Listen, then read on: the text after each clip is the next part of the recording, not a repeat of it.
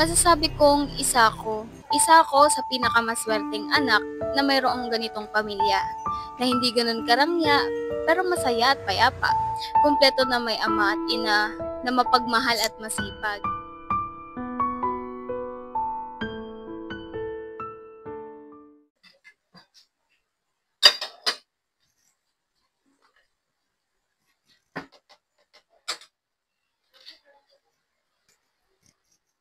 Jerel, gisingin mo na mga kapatid mo. Bumaba na kayo. Kakain na tayo.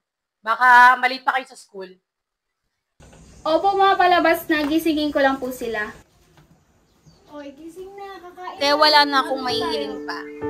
Ako nga pala si Jerel, panganay sa tatlong magkakapatid, third year college, at sabik na makapagtapos ng pag-aaral at makahanap ng magandang trabaho para makatulong sa pamilya. Ayaw mo gumising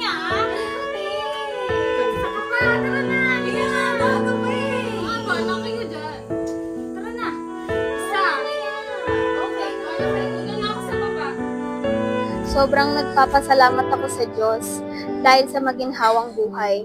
Ang sarap pagmasdan na masaya kayo, walang pinoproblema, buo at parang pakiramdam nyo wala nang hihigit pa sa pamilyang meron kayo at walang problemang dadating sa buhay ninyo.